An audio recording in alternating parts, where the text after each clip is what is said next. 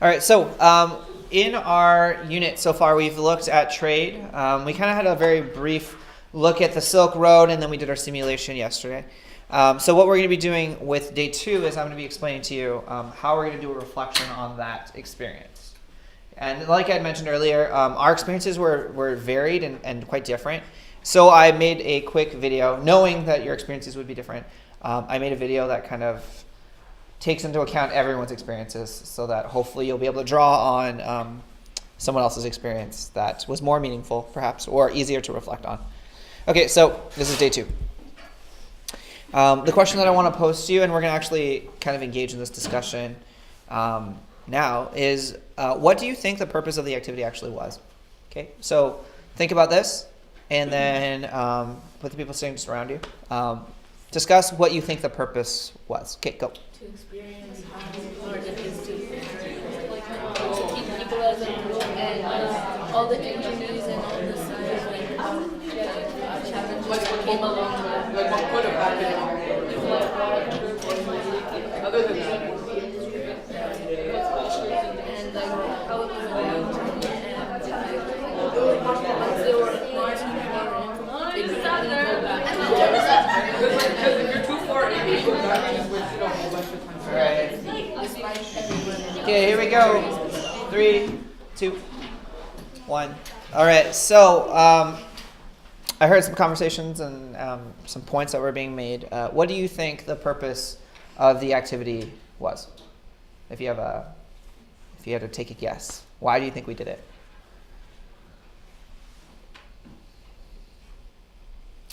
There was lots of talking earlier. Okay, Fionn, yeah. To like experience kind of and see how it was, but not like trade and stuff. Okay, so yeah, it's like an experience for sure. It's like one thing for me to tell you about the Silk Road, which may or may not impact you in any way.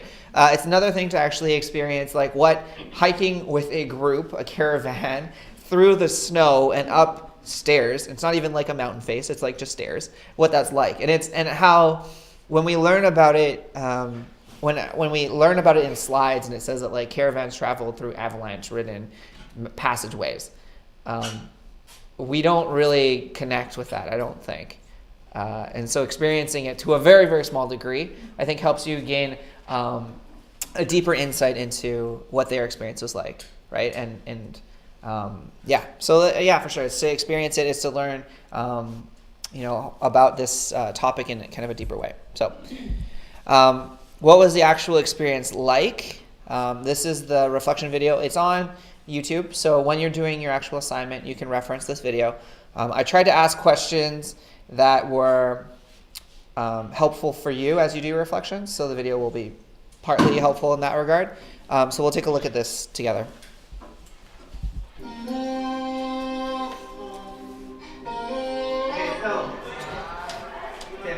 So we're here with, what are you guys, eastbound?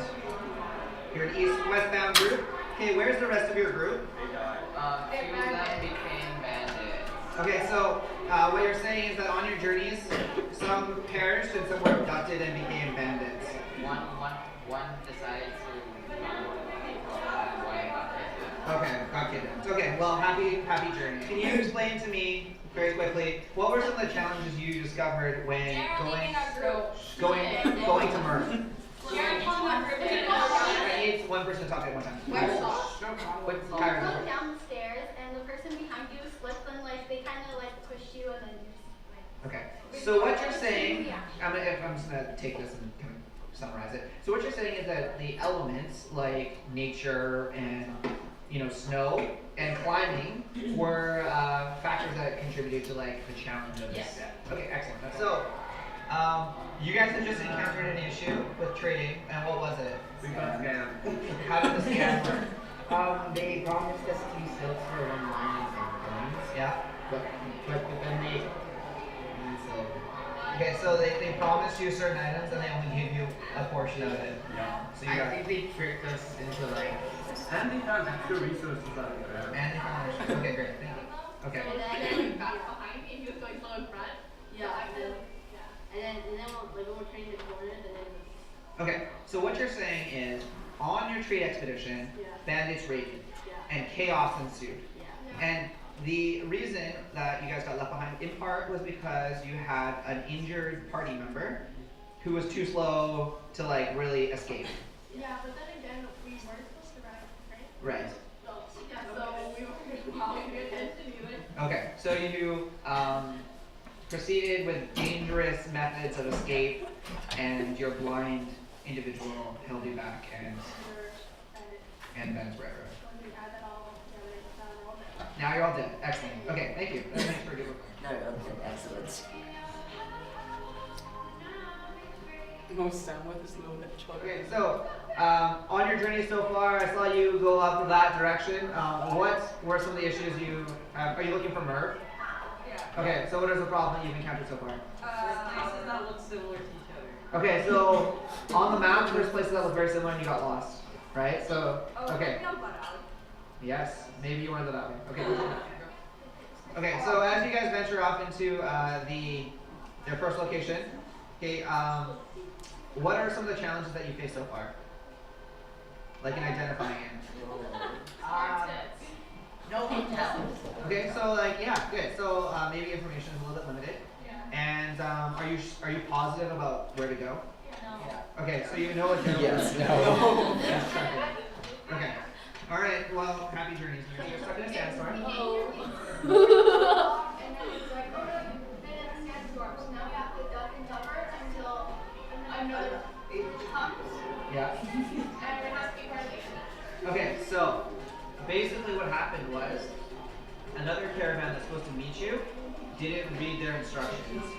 So they have now hooped you guys. Because now you're stuck. Because they can't read, well, until they come.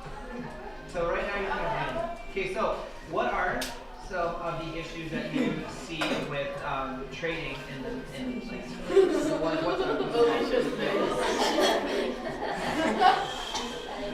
Okay, so because there's not like effective ways of communication, you guys kind of like have to wait, right? Okay. Yeah. True. All right. So that was just a quick highlight video from the various groups that participated in this experience. You are welcome to use the video just to kind of help prompt your thinking. I know that like while you were doing the simulation, you were probably too like concerned with escaping bandits or making sure you knew where the locations were or things like that. So I just made a quick kind of like sum up video that just helps you with that. So we're going to be talking about the reflection itself. Jesse, can you help me turn the lights on, please?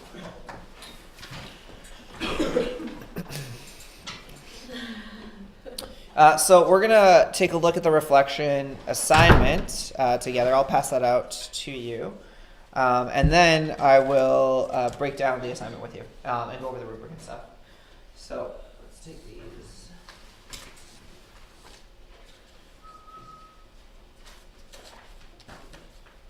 Mr. Brenner, Yes. so like, are you saying that if a group is stuck somewhere, they have to stay there forever? No, so, well, if you're a traveling caravan and you get stranded in a storm Yep. and you need a group to help you, then you would be stuck there until the group can help you. But if you're just like wanting to trade with people And they didn't help? and they didn't go, you would just go on to the next town. What if you didn't want to trade with people? You wouldn't want to, because it's like, because if you think about, yeah, actually, very good. So then, Mr. Brenner, if like the sandstorm ends, like, can we just like keep on going then? If the sandstorm ends, like in real life? In real life, yeah. You would just. Okay, all right. So let's go over the assignment sheet together. For all the people that are at home, I'm going to pull it up on my computer so you can see what it looks like.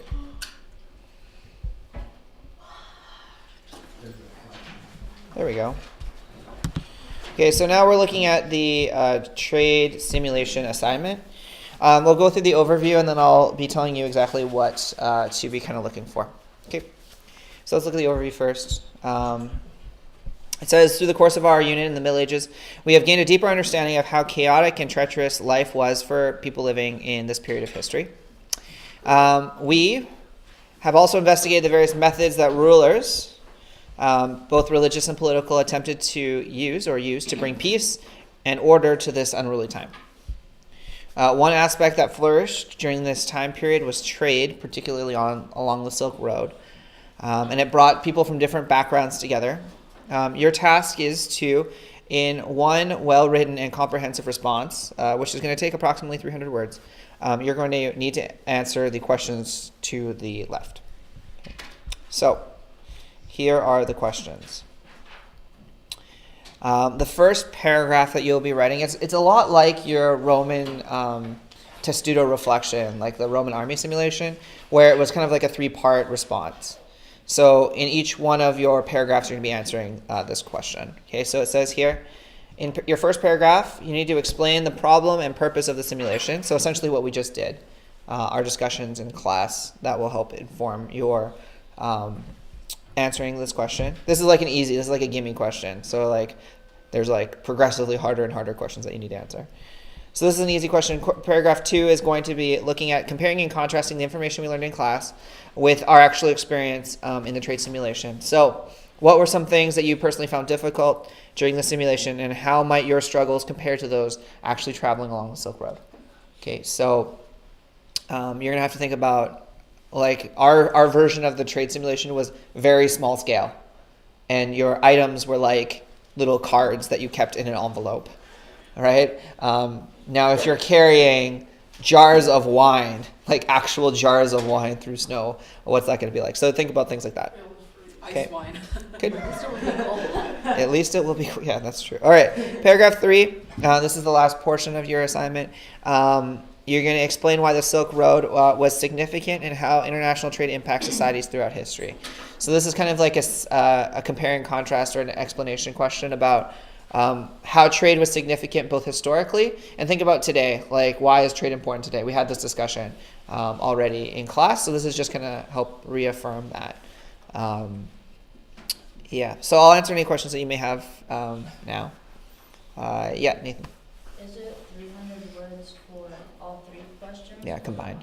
Yeah, combined. So What have you removed?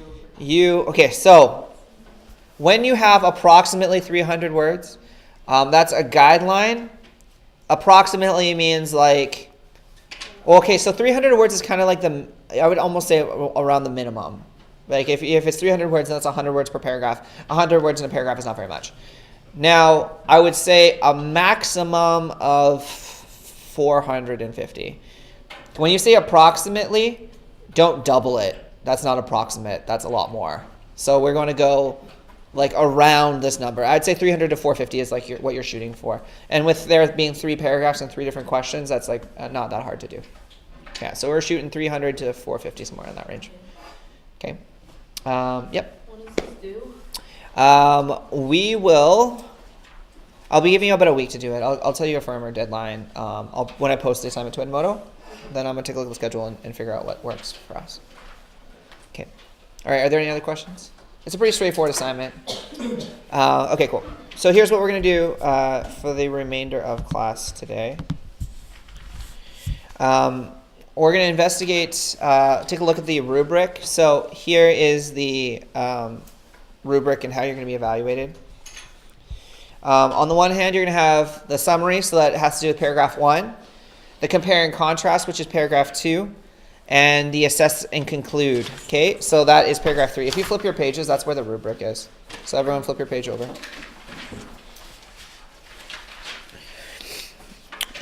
So just some things to note from your Roman warfare simulation assignment, which is very similar. Some of you didn't answer each question in a paragraph. So like for this assignment, I was way more clear with like, paragraph 1 answers this question. Paragraph 2 answers this question. Paragraph 3 does this. And the reason being that, like last assignment, I gave you all the questions, but I didn't tell you where to put them. And so some of you just thought some of them were optional, or I don't really know. So now it's clear. Paragraph 1, just answer that question. 2, 3. Okay.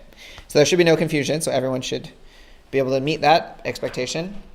The difference largely between approaching, meeting, and exceeding is your use of examples. So if you're approaching expectations, generally speaking, you're going to give me some rough ideas that you think of, but without really providing me much evidence. So generally, if you get a 3 or a 6 out of 10 on something, it's because you haven't really given me concrete examples. Now, if you give me some examples and they relate to your points, then that's kind of like a 4-ish. And then if you do a really good job of explaining how your examples relate to your points, then that's a 5. So, and that's like across the board. Every assignment I ever give you, I'm looking for examples and I'm looking for explanations as to why those examples prove whatever point you're trying to make. That's like in English, that's in socials, that's in Bible, that's like everything. So if you're trying to figure out how I mark at this point in time in the middle of second semester, that's how you do it. Okay. Yeah. Are there any other questions? No. Okay, cool. So that brings us to what we're going to be doing today. So I'm going to be putting you into some groups. Okay. And what you're going to do is you're actually going to do a brainstorm collectively as a group. And this will kind of get you thinking about your response. Because and I'm putting you in groups, I'll put you with different people because a different group, you all were in different caravans. So if you're put with a person from a different caravan, maybe your perspective